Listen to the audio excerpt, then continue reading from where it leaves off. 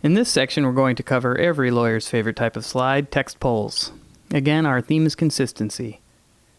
When you're creating Textpulls, you basically have two choices, using retyped text or creating what we call a tear, which is blowing up an isolated portion of an actual document.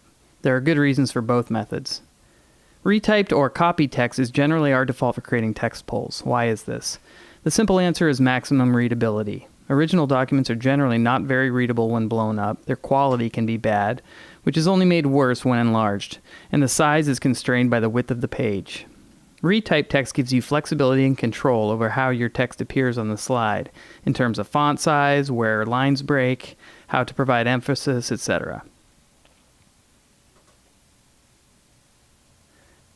If your document is an OCR PDF, which just means you can select and copy the text, you can simply paste the text into your slide, and be sure to use the destination theme paste option, as we discussed in the last tutorial.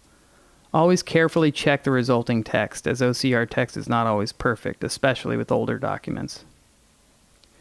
Inserting a tear is useful when authentication of the document is important, such as showing a signature on a contract or displaying a particular image, such as a figure in a report. So let's insert an image here into our slide.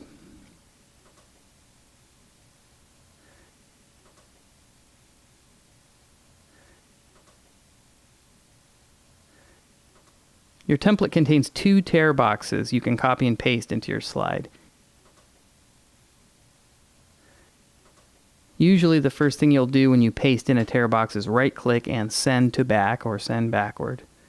You can then grab portions of the bounding box to fit the tear to the appropriate size. Be aware that when you do this, you are stretching and potentially distorting the edges a bit.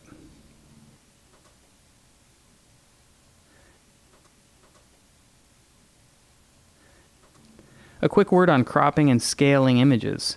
For this example, I'm going to insert an image, then go to Format and click on the Crop tool. I can then use these marks to crop to the area I want. PowerPoint helpfully ghosts out the cropped portion of the image. When you're done, click on Crop again, or just click off the image. You can always go back and recrop as necessary, as the base image is still there. From here you can scale up or down by grabbing the corner and dragging it just like any other image. For your document thumbnail on the left, if you have the cover of your document ready as a JPEG, you can click on this placeholder, then right-click and select Change Picture. We often just use the cover of the document for the thumbnail, but you can also make a thumbnail of the actual page you're pulling from if you like.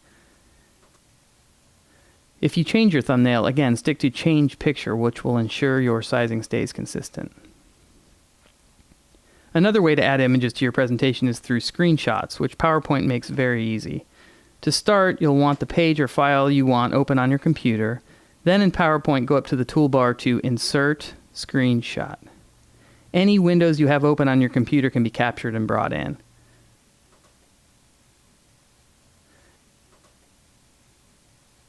Another option is to select Screen Clipping, which will enable you to draw a box around any portion of your desktop and paste it into PowerPoint.